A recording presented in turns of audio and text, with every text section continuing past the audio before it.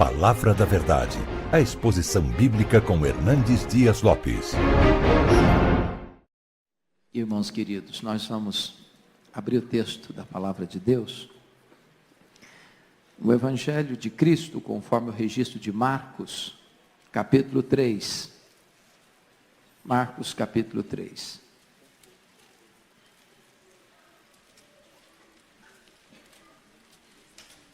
Faremos a leitura dos versos 20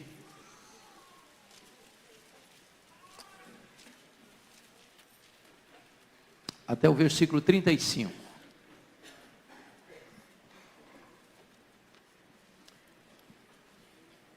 Esse é um dos textos mais solenes da Bíblia, tratando de um assunto extremamente solene, a questão da blasfêmia contra o Espírito Santo. Eu falei com o pastor Erival agora há pouco, eu estou com 57 anos, e já com 34 anos de pastorado, e eu só preguei sobre esse assunto uma vez. Nunca escutei um sermão sobre esse assunto. Esta é a segunda vez que eu vou tratar desta matéria. Esse é um assunto que nós pouco ouvimos, pouco falamos. Eu gostaria, portanto, da sua máxima atenção nesta noite, para nós compreendermos à luz da Escritura o que é este solene assunto chamado blasfêmia contra o Espírito Santo. Vamos ler o texto. Leia comigo, a uma só voz, vamos ler versos 20 a 35, de Marcos capítulo 3. Então, ele foi para casa. Não obstante, a multidão afluiu de novo, de tal modo que nem podiam comer. E quando os parentes de Jesus ouviram isto, saíram para o prender, porque diziam: está fora de si. Os escribas que haviam descido de Jerusalém diziam: ele está possesso de Beelzebul, e é pelo maioral dos demônios que ele expele os demônios. Então, convocando-os, Jesus lhes disse, por meio de parábolas: como pode Satanás expelir a Satanás? Se um reino estiver dividido contra si mesmo, tal reino não pode subsistir. Se uma casa estiver dividida contra si mesma, tal casa não poderá subsistir. Se, pois, Satanás se levantou contra si mesmo e está dividido, não pode subsistir, mas perece. Ninguém pode entrar na casa do valente para roubar-lhe os bens, sem primeiro amarrá-lo, e só então lhe saqueará a casa. Em verdade vos digo que tudo será perdoado aos filhos dos homens, os pecados e as blasfêmias que proferirem. Mas aquele que blasfemar contra o Espírito Santo não tem perdão para sempre, visto que é réu de pecado eterno. Isso porque diziam: está possesso de um espírito imundo. Nisso chegaram sua mãe e seus irmãos, e tendo ficado lá de fora, mandaram chamá-lo. Muita gente estava sentada ao redor dele, e lhe disseram: olha, tua mãe, teus irmãos e irmãs estão lá fora à tua procura. Então ele lhes respondeu, dizendo: quem é minha mãe e meus irmãos? E correndo olhar pelos que estavam assentados ao redor, disse: eis minha mãe e meus irmãos. Portanto, qualquer que fizer a vontade de Deus, esse é meu irmão, irmã e mãe. A blasfêmia contra o Espírito Santo. Há três posições distintas sobre a pessoa de Jesus Cristo que introduzem este solene assunto da blasfêmia contra o Espírito Santo. Em primeiro lugar, você vê aí a posição da multidão, versos, confira comigo, Mateus 12, 22 e 23, que é um texto paralelo desse, porque lá somos informados de um detalhe que aqui em Marcos não tem. É preciso hoje que você abra um pouco a Bíblia comigo para entender isso. Mateus 12, 22 e 23. Você pode ler a uma só voz comigo? Vamos juntos? Então lhe trouxeram um endemoniado, cego e mudo, e ele o curou, passando o mudo a falar e a ver. E toda a multidão se admirava e dizia: é este porventura o filho de Davi? Só até aqui. Notem vocês que Jesus acabara de realizar um grande milagre. O milagre da libertação de um endemoniado, que era cego e mudo. Ele não via, ele não falava. Quando Jesus o vê, Jesus o cura, passando ele a falar e a ver. Diante desse milagre, a multidão suscita uma pergunta: porventura, não é este o filho de Davi, o Messias? Aqui está o primeiro cenário.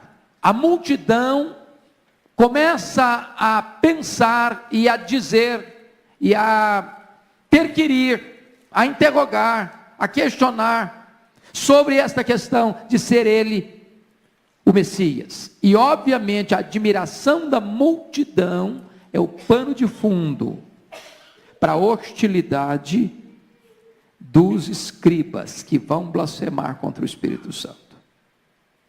Então só chama a sua atenção, a guisa de introdução, que o cenário é esse. Jesus está ganhando reconhecimento, Jesus está ganhando popularidade, Jesus está se apresentando para essa multidão como o Messias, o filho de Davi.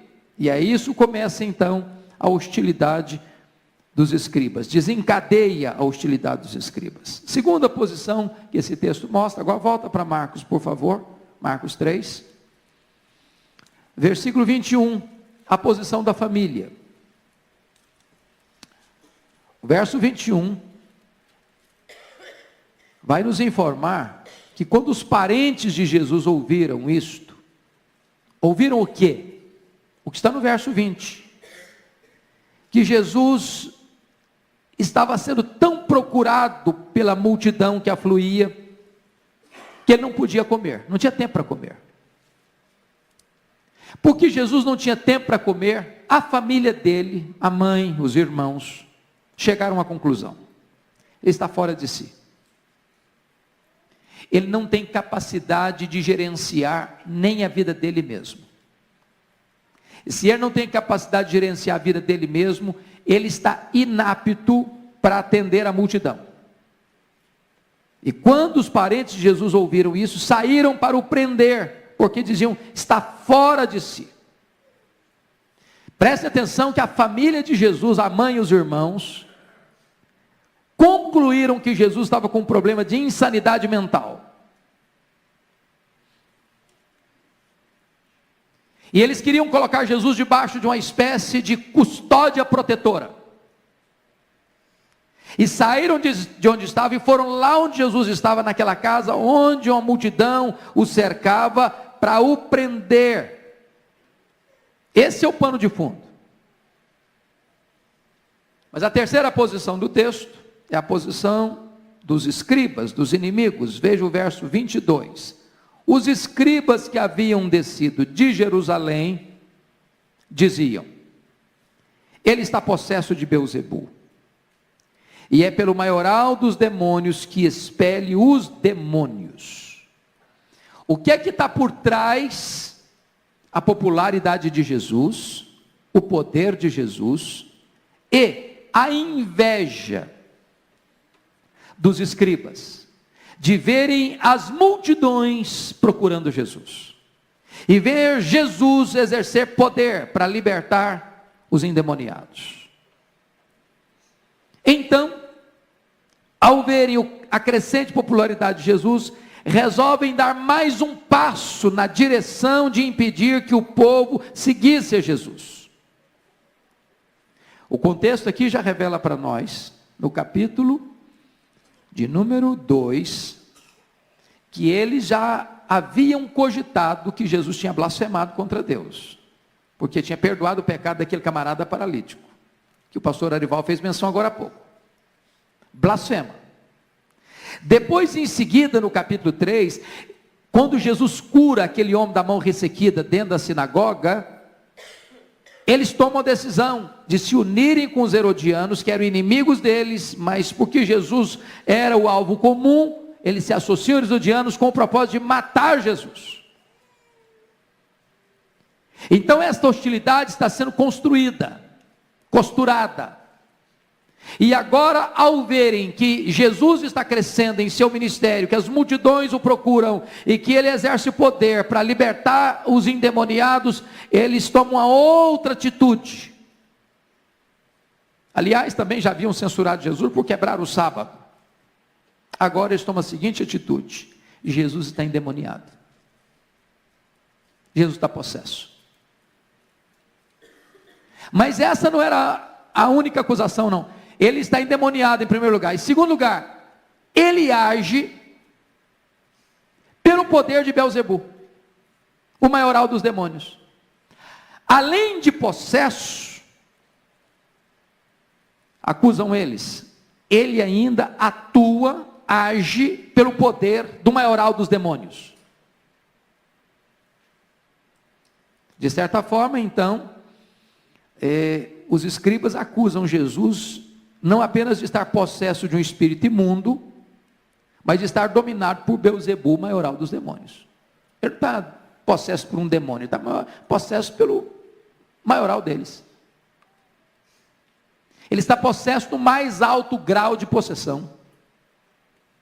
Ele está possesso não apenas por um espírito maligno, ele está possesso por aquele que é o chefe de todos os demônios.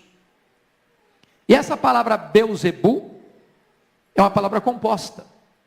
Ela significa o seguinte: Baal, que significa Senhor, e Zebu, que significa mosca.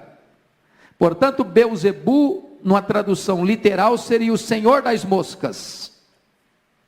E aqui o grande problema é que os escribas estavam transformando a encarnação do Deus misericordioso que viva redimir o seu povo em encarnação do maligno. E mais, transformando Jesus num diabo que faz o bem, num diabo ainda mais ardiloso, mais sutil. Esse é o pano de fundo. Então, hoje eu quero tratar de dois assuntos. Primeiro, o que não é a blasfêmia, e segundo, o que é a blasfêmia contra o Espírito Santo. Primeiro vamos ver o que não é a blasfêmia contra o Espírito Santo. 6 fatos podem ser aqui confundidos com a blasfêmia contra o Espírito Santo. Eu gostaria que os irmãos atentassem para isso. Primeiro, blasfêmia contra o Espírito Santo não é a incredulidade final. Dr. Billy Graham, no seu livro O Espírito Santo, diz que a blasfêmia contra o Espírito Santo é a rejeição total e irrevogável de Jesus Cristo até o final da vida. Penso que nesse quesito ele equivocou-se. Por quê? É verdade que uma pessoa que se mantém incrédula até o último suspiro da vida, ele não tem perdão. É claro isso. É claro. Porque não há salvação depois da morte. Então o cara morreu incrédulo, cometeu um pecado, não tem perdão, porque a partir daí não tem mais chance mesmo. Mas não é desse assunto que Jesus está tratando aqui. Não é desse assunto que Jesus está tratando aqui. O contexto prova que Jesus está falando que o pecado imperdoado é um pecado que se comete não no leito da enfermidade, mas antes da morte. Jesus está se referindo àquele pecado que os escribas estão cometendo. De dizer que ele é possesso, ele é endemoniado, e ele expulsa demônios, não pelo poder do Espírito Santo, mas pelo poder de Beelzebu.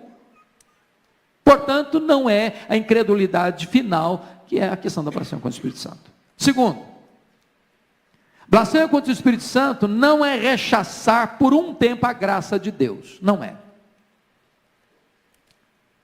Você há de convir que muitas pessoas vivem na ignorância, na desobediência por longos anos, e depois são convertidas a Cristo. Eu acho que dentro desse auditório, nós poderíamos ter várias pessoas aqui, que viveram muitos anos na ignorância, ou na rebeldia. Talvez nasceram em lares cristãos, mas abandonaram, nunca quiseram, De repente, num dado momento, Deus chamou, o coração se quebrantou, eles vieram a Cristo. Por um tempo, Paulo rejeitou a graça de Deus. Foi recalcitrante. Os próprios irmãos de Jesus, diz a Bíblia, não criam nele. Só o fizeram depois da ressurreição de Jesus. Portanto, a blasfêmia contra o Espírito Santo não é rechaçar por um tempo a graça de Deus. Terceiro, o que não é a blasfêmia contra o Espírito Santo? A blasfêmia contra o Espírito Santo não é a negação de Cristo. Há muitas pessoas que hoje negam a Cristo. O próprio Paulo fez isso. Os próprios irmãos de Jesus fizeram isso.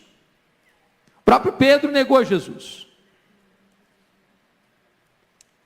O que significa o seguinte: um ateu que nega a existência de Deus, de Cristo, do Espírito Santo, não necessariamente cometeu a blasfêmia contra o Espírito Santo, porque se for assim, nenhum ateu poderia se converter. Portanto, blasfêmia contra o Espírito Santo não é a negação de Cristo. Quarto lugar, a blasfêmia contra o Espírito Santo não é a negação da divindade do Espírito Santo. Porque se fosse isso, nenhum unitarista poderia ser salvo. Se fosse assim, então nenhum membro da seita das Testemunhas de Jeová, que negam a divindade do Espírito Santo, poderiam ser convertidos. Então, obviamente, Jesus não está tratando desta matéria aqui. Alguém que negue a divindade do Espírito Santo. Quinto lugar, o que não é a blasfêmia contra o Espírito Santo? A blasfêmia contra o Espírito Santo não é a mesma coisa que os pecados contra o Espírito Santo. Por exemplo, a Bíblia fala de alguns pecados contra o Espírito Santo. Querem ver? Eu preciso que você me acompanhe. Efésios 4:30, vamos lá.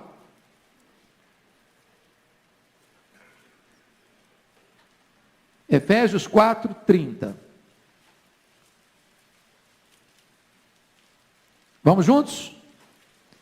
E não entristeçais o Espírito de Deus, no qual fostes selados para o dia da redenção. Eu pergunto a vocês, um crente pode cometer esse pecado? Sim? Essa carta está sendo escrita para uma igreja.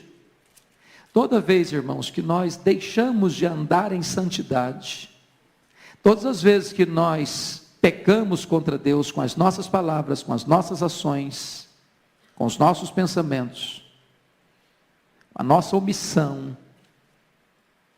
todas as vezes que nós negligenciamos a obediência, a fidelidade, a piedade, nós estamos entristecendo o Espírito Santo. Que coisa terrível é entristecer o Espírito Santo. Que coisa ingrata é entristecer o Espírito Santo. Mas entristecer o Espírito Santo não é a blasfêmia contra o Espírito Santo.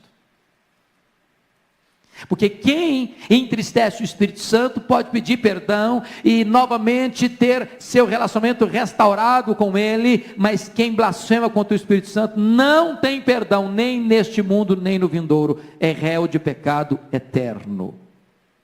Segundo, abra sua Bíblia comigo em 1 Tessalonicenses 5:19. 5:19. O que está escrito aí? Vamos juntos? Não apagueis o Espírito. Eu pergunto a você, um crente pode apagar o Espírito? Sim. Essa carta foi escrita para uma igreja. A ideia é que o Espírito Santo como uma chama. Como é que você apaga uma chama? Tirando o combustível, jogando terra em cima. Você apaga o Espírito Santo, querido, quando você deixa de ler a Bíblia, quando você deixa de orar, quando você deixa de frequentar os cultos, quando você deixa de testemunhar, quando você deliberadamente escolhe viver em prática de pecado, em vez de viver em santidade e obediência. Mas um crente que apagou o Espírito Santo hoje, amanhã ele pode se arrepender, pode pedir perdão para Deus, pode ser restaurado por Deus e pode reacender essa chama outra vez. Portanto, apagar o Espírito Santo não é a blasfêmia contra o Espírito Santo, porque este tem perdão, aquele não tem. Terceiro, confira comigo Atos 7:51. Atos 7:51.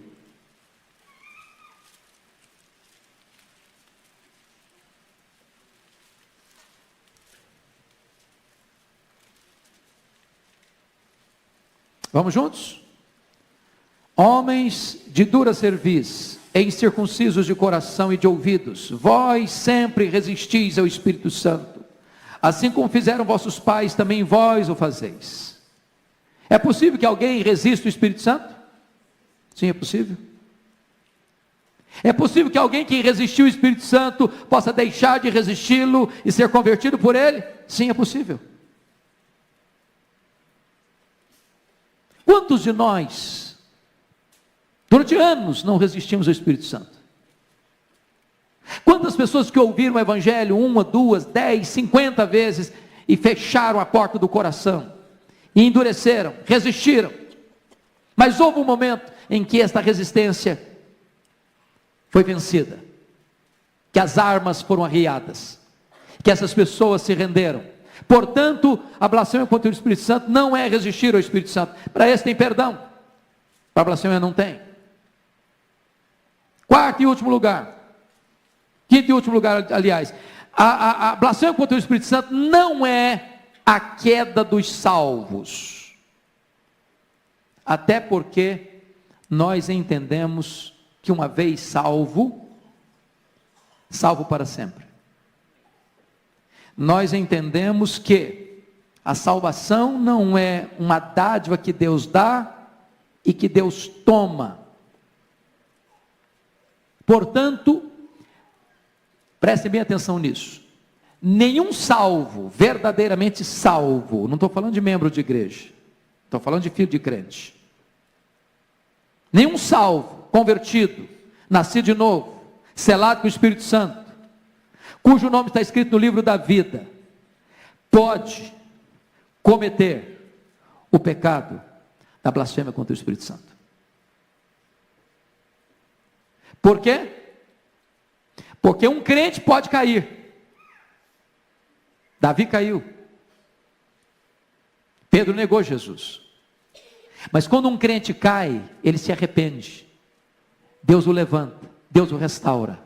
E ele continua a sua vida de fidelidade a Deus. Mas a blasfêmia contra o Espírito Santo não tem perdão. Se não tem perdão, é porque a pessoa que o comete jamais foi salvo. Porque é impossível ser salvo e depois não ter mais perdão e perecer eternamente. Então, dito isto, eu gostaria de examinar com os irmãos o que é a blasfêmia contra o Espírito Santo. É o segundo ponto. Essa palavra blasfêmia significa injuriar, caluniar, vituperar, difamar, falar mal. Se você ler à luz do Velho Testamento, lá no livro de Levíticos, capítulo 24, versículo 16, a blasfêmia contra Deus era um pecado capital. A pena era a morte. É por isso que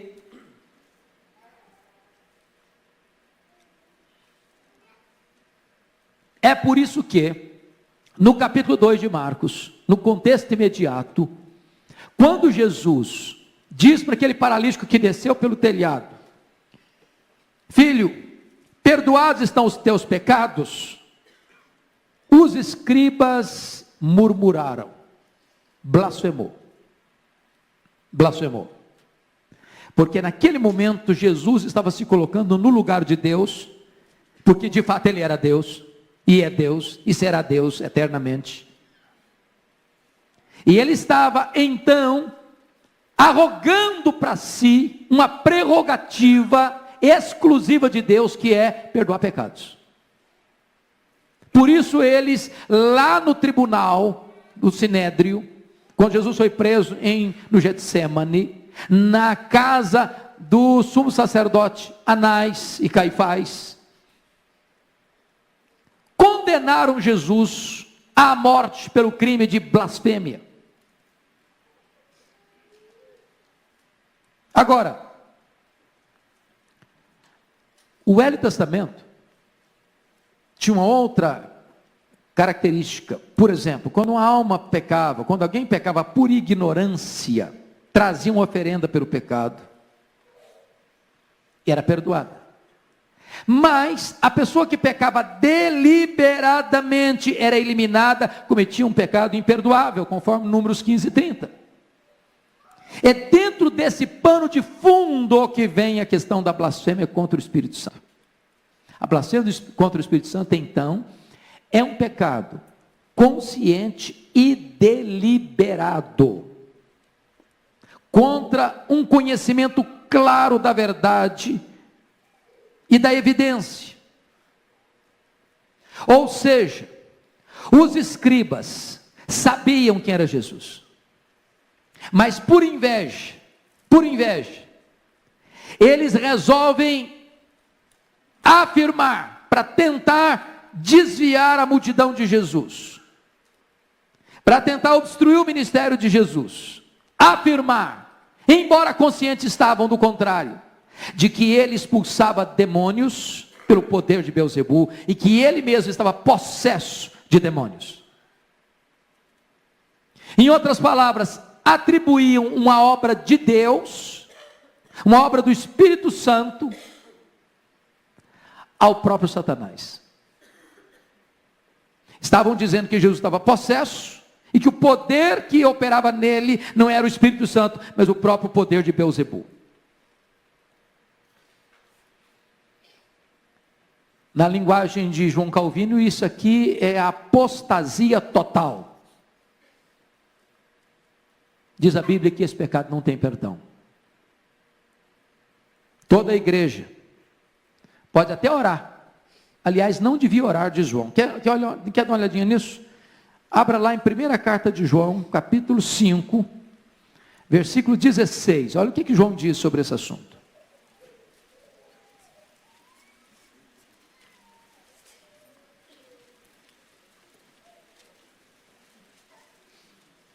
João 5,16. 1 João 5,16. Está escrito assim: se alguém vir a seu irmão cometer pecado não para a morte, pedirá e Deus lhe dará vida.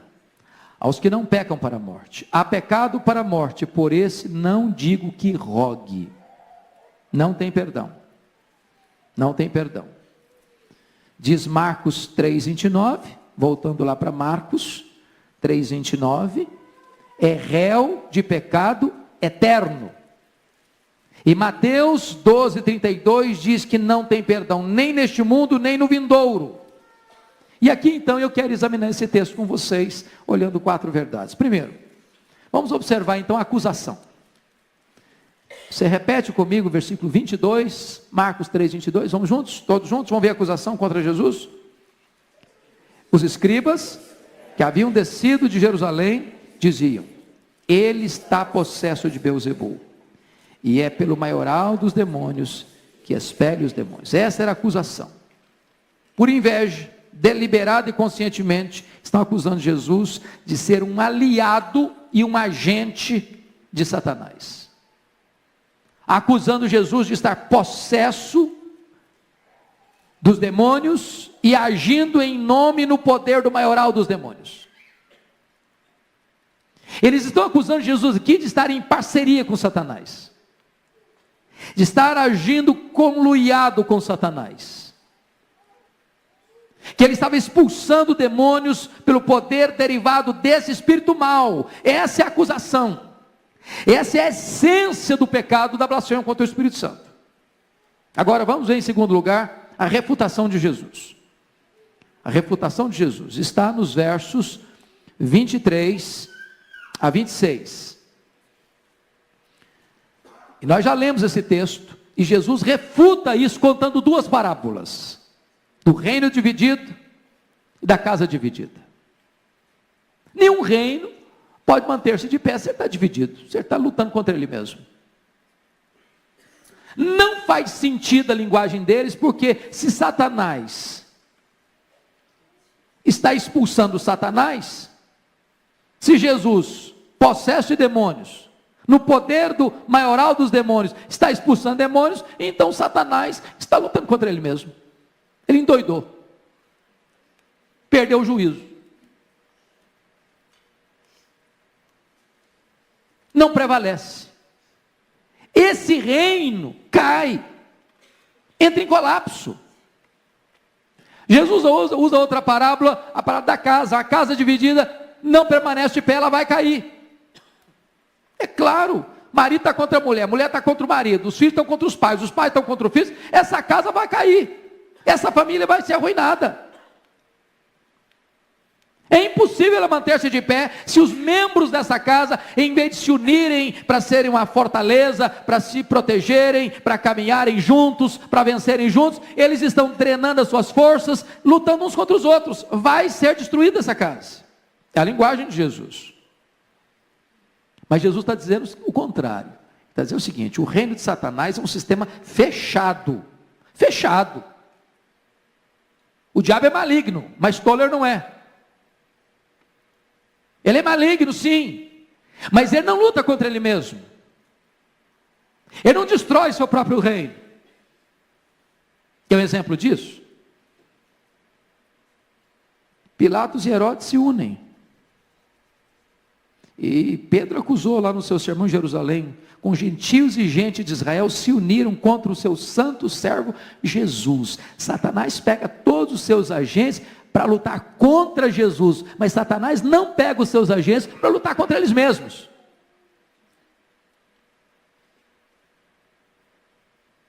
Jesus explica, portanto, isso.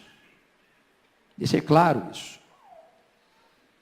Então, tem acusação, tem a refutação. Vamos ver em terceiro lugar a explicação de Jesus. Versículo 27. Você leu o 27 comigo? Ninguém pode entrar na casa do valente para roubar-lhe os bens, sem primeiro amarrá-lo, e só então lhe saqueará a casa. Então vamos ver uma coisa aqui. Jesus vai destrinchando isso, dizer o seguinte: ó, vocês estão muito enganados. O diabo está unido, o reino dele está unido, ele não luta contra ele mesmo. Como é que esse reino de Satanás pode ser invadido? Eu disse: Satanás é um valente. Jesus não nega a sutileza e o poder de Satanás, não, ele é um valente. Satanás tem uma casa, e Lucas nos informa que ele guarda em segurança todos os seus bens. Eu pergunto a vocês: que bens são esses que Satanás guarda na sua casa em segurança? Que bens são esses? Dinheiro, dólar, ouro, petróleo. Que bens são esses? São as pessoas. E aqui Jesus está dizendo uma coisa soleníssima, preste bem atenção aqui. Só existem duas categorias de pessoas no mundo: as pessoas que estão no reino da luz e as pessoas que estão no reino das trevas. As pessoas que estão debaixo do domínio de Deus e as pessoas que estão debaixo da potestade de Satanás. As pessoas que estão na casa de Deus e as pessoas que estão na casa do diabo. Não tem ninguém neutro, não tem ninguém em cima do muro, não tem ninguém que fique numa região neutra, cinzenta. Não, não. Portanto, esse negócio, eu sou amigo do Evangelho. Não, você pode ser amigo do Evangelho, mas você está perdido. Até você vir para o Evangelho, você está perdido. Ah, sou filho de crente. Você é filho de crente, sim, mas se você não nasceu de novo, você está perdido. Ah, mas eu sou presbiteriano. Você pode ser presbiteriano, mas se você não nasceu de novo, você está perdido. Ah, mas eu leio a Bíblia, eu já até fiz curso de teologia. Você pode ler a Bíblia, fazer curso de teologia, mas se você não nasceu de novo, você está perdido. Não tem meio termo. Não tem meio termo. Aí Jesus está dizendo o seguinte: para você entrar na casa do valente, você tem que fazer uma coisa. Você tem que fazer uma coisa. E Lucas diz o seguinte: você tira a armadura em que ele confiava, a panóplia dele. Segundo, você amarra o valente. Terceiro, você saqueia a casa do valente. O que Jesus está dizendo? É que ele, Jesus, veio ao mundo para destruir as obras do diabo. É que ele veio ao mundo para arrancar a armadura do diabo em que ele confiava. É que Jesus veio ao mundo para amarrar o diabo. E essa é a linguagem lá de Apocalipse capítulo 20. Isso não significa que Jesus está inativo, não. Isso significa que o diabo não tem poder de impedir o avanço da igreja, o crescimento da igreja, a conversão de todos aqueles a quem Deus escolheu, por quem Cristo morreu e a quem Deus chama com um chamado eficaz. Louvado seja o seu nome. O que Jesus está nos dizendo aqui, irmãos, é que Ele, Jesus tem autoridade sobre Satanás. Ele não está sob a autoridade de Satanás, expulsando demônios pelo poder de Satanás. Ele, Jesus, tem autoridade sobre Satanás. E Ele, Jesus, veio ao mundo para arrancar a armadura do diabo. Ele, Jesus, veio ao mundo para amarrar o valente. Ele veio ao mundo para saquear a casa do valente. E todo momento em que a igreja se reúne para adorar a Deus e prega o evangelho, uma pessoa se converte, é Jesus saqueando a casa do diabo. Louvado seja o seu nome. Jesus está nos informando aqui que Ele tem poder para libertar os cativos das mãos de Satanás. E eu não sei como é que está a sua vida hoje, mas se você conhece a sua história, se você está notando que Satanás está amarrando você, que Satanás está cirandando com você, que Satanás está fazendo de você um joguete na mão dele, você é um escravo dele, você vive na dependência dele, fazendo o que ele quer, fazendo o que ele deseja, cumprindo os propósitos dele, em nome de Jesus, nesta noite, Jesus pode libertar você. Pode libertar você.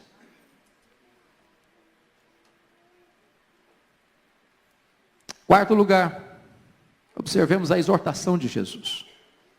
Olha comigo os versos 28 a 30. Vamos juntos ver a exortação de Jesus?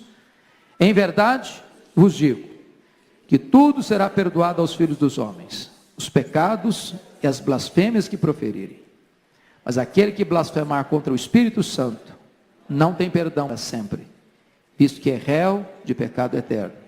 Isto porque diziam, está possesso de um espírito imundo.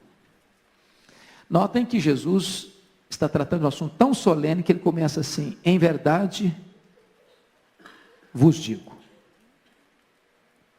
que tudo será perdoado aos filhos dos homens, os pecados e as blasfêmias. Obviamente, perdoado se houver arrependimento e confissão. Jesus está dizendo que automaticamente você pode pecar, pode blasfemar, que Ele está te perdoando, não. Tudo está dizendo o seguinte, em havendo arrependimento, em havendo confissão, em havendo abandono, há perdão. Há perdão. E isso para mim, irmãos, é a glória do Evangelho. É a glória do Evangelho. Porque na verdade, por pior que seja a pessoa, por mais arruinada que ela esteja, por mais afundada no pecado que ela esteja, por mais amarrada pelos demônios que ela esteja, por mais profundo seja o poço que ela caiu, a graça de Deus é mais poderosa e mais profunda. Não tem vida irrecuperável para Deus, em havendo um coração quebrantado. Corrie ten Boom disse que o mais profundo abismo, a graça de Deus ainda é mais profunda. E Adolfo Paul diz, o monte mais alto da maldade é sobrepujado pelo cume da graça de Deus. Então isso é uma esperança gloriosa. Há perdão, há perdão, há perdão. Mas há um imenso perigo. Qual o perigo? O perigo de se cruzar a linha divisória da paciência de Deus. E preste atenção. A blasfêmia não é um pecado de ignorância. Eu não sabia que eu tinha blasfemado contra o Espírito Santo. Meu Deus, o que eu vou fazer agora? Estou arrependido. Mas não tem mais jeito para mim? Não. Esse não é um pecado que uma pessoa comete por ignorância. A blasfêmia é aquele pecado que a pessoa, embora seja informada, embora conheça a verdade, embora a sua mente esteja iluminada pela verdade, ele deliberada, conscientemente, ele repudia e rejeita essa verdade. Mesmo consciente, ele atribui o que é de Deus a Satanás. Mesmo consciente, ele diz que Jesus não é o enviado de Deus, é o enviado de Satanás, e que o Espírito Santo não é quem atua em Jesus, mas o poder de Beelzebul. Para essa pessoa, não tem perdão, até porque essa pessoa jamais conhecerá o que é arrependimento.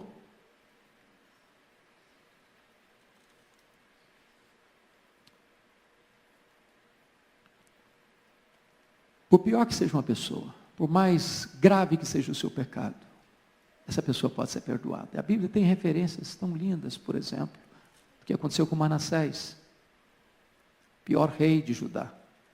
Um homem assassino, um homem feiticeiro, um homem idólatra, um homem cruel. O perdão para ele. O perdão para Davi. Adulterou, mandou matar, marido da mulher com quem adulterou. O perdão para ele. Saulo perseguiu a igreja, foi um monstro. O perdão para ele. Mas a blasfêmia contra o Espírito Santo não tem perdão. Quem pratica esse pecado atravessa a linha divisória da oportunidade e torna-se réu de pecado eterno. Esse processo de endurecimento chega a um ponto em que é impossível que essa pessoa seja renovada para o arrependimento. Deus entrega essa pessoa uma disposição mental reprovável. E ela comete o pecado para a morte. O pecado que não tem perdão, nem neste mundo, nem no vindouro, é réu de pecado eterno. Só lhe resta uma expectativa horrível de juízo. Ou você pode perguntar, por que uma pessoa que comete a blasfêmia contra o Espírito Santo não tem perdão? Por que ela não pode ser perdoada? Porque aqueles que cometem, dizem que Jesus é ministro de Satanás. Dizem que a fonte do seu poder não é o Espírito Santo, mas Beelzebul. É imperdoável porque essas pessoas rejeitam o Espírito Santo e a Cristo, dizendo que o Salvador é ministro de Satanás. É imperdoável porque é um pecado consciente, intencional e deliberado de atribuir a obra de Cristo pelo poder do Espírito Santo a Satanás. É imperdoável porque constitui uma irreversível dureza de coração.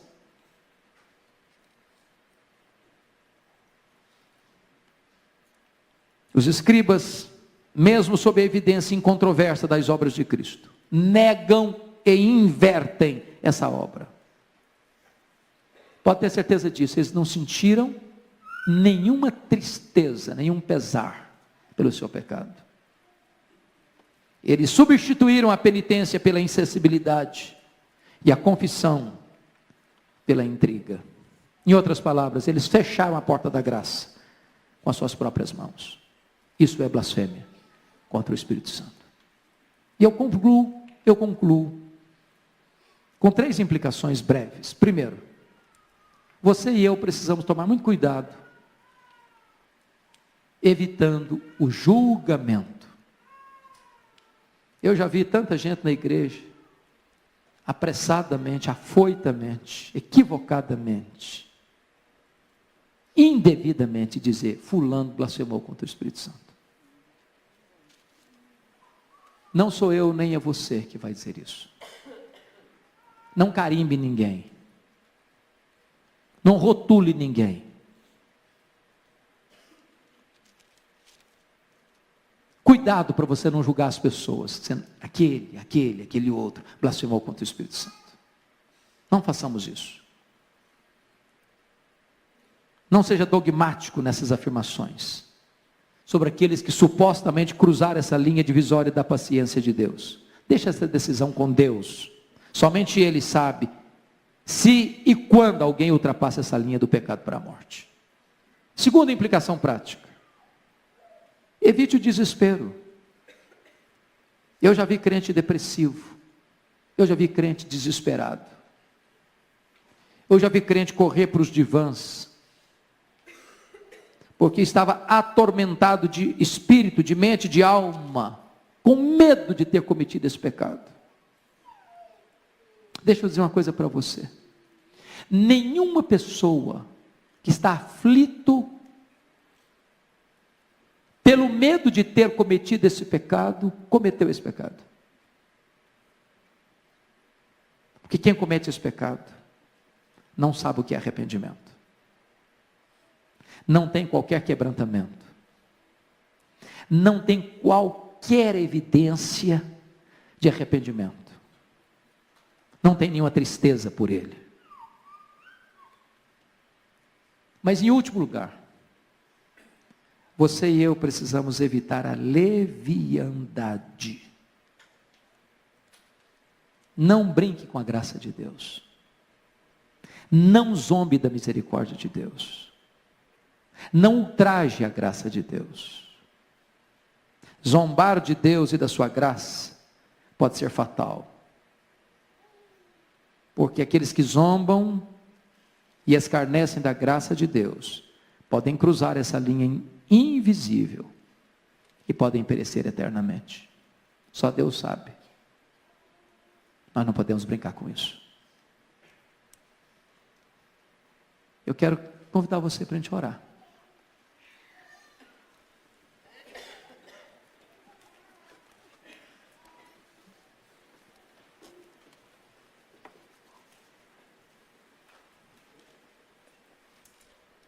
Eu sei que Deus nos chamou para pregar o Evangelho. Ao pregarmos o Evangelho, pessoas vão reagir, como os escribas reagiram.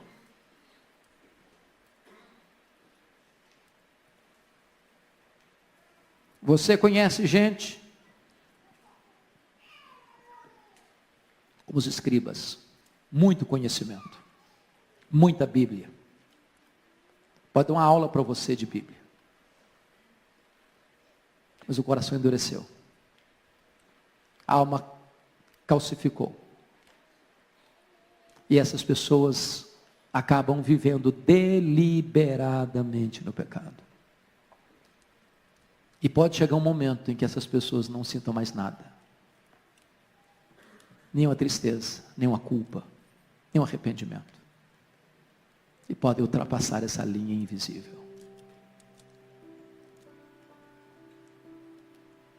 Por isso eu conclamo a você nesta noite. Você já nasceu de novo.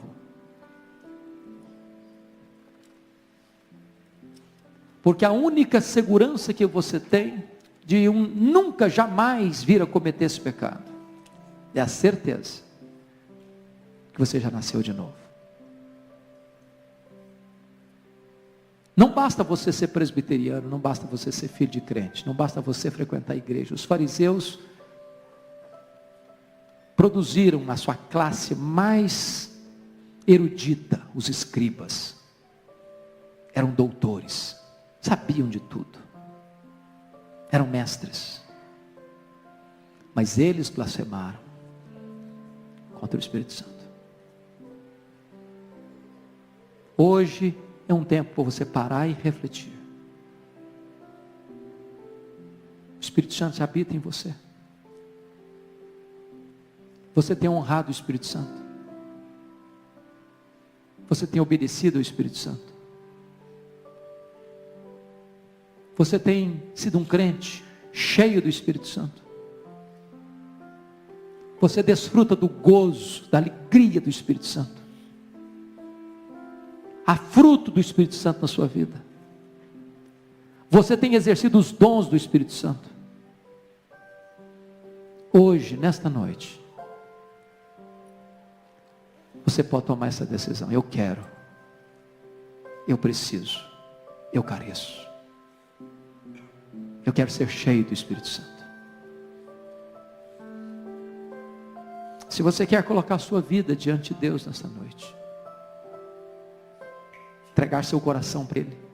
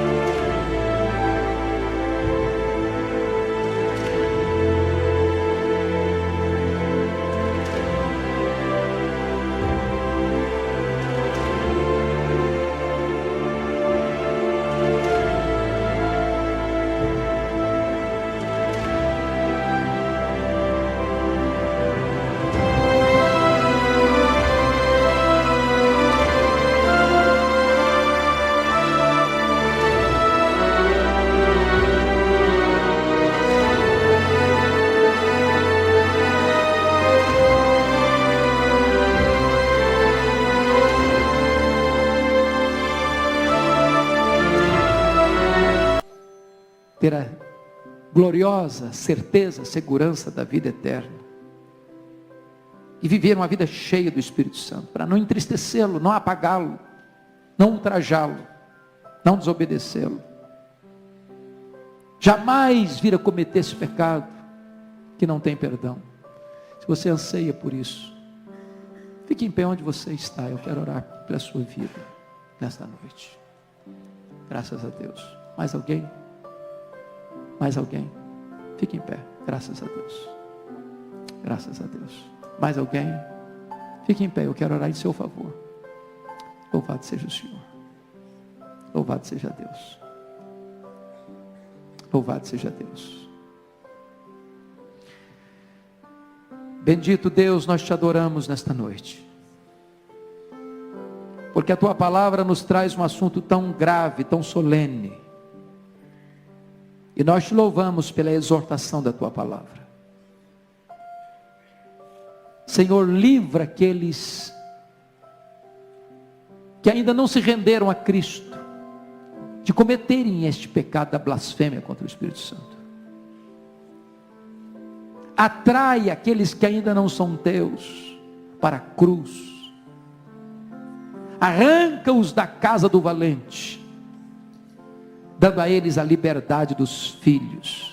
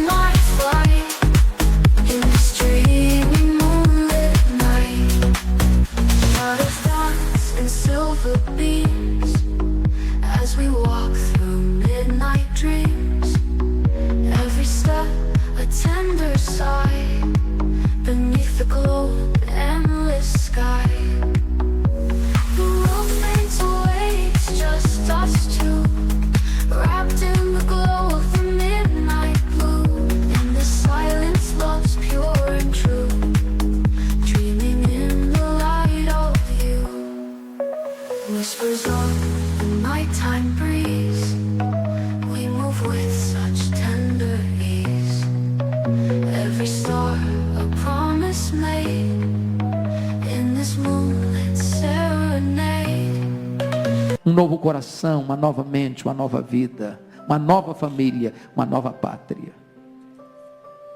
Aqueles que já são teus, ó Deus, enche-os do teu Espírito. Dá-lhes alegria da salvação. Dá-lhes gozo em Cristo. Dá-lhes plenitude de vida em Jesus. Para que experimentem de forma maiúscula a riqueza da tua graça e vivam na plenitude do teu Espírito. Sustenta a tua igreja, Senhor.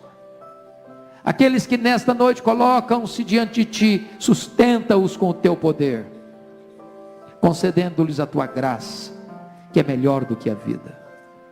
É em Cristo Jesus é que te oramos com ações de graças. Aleluia. Amém. Palavra da Verdade, a exposição bíblica com Hernandes Dias Lopes.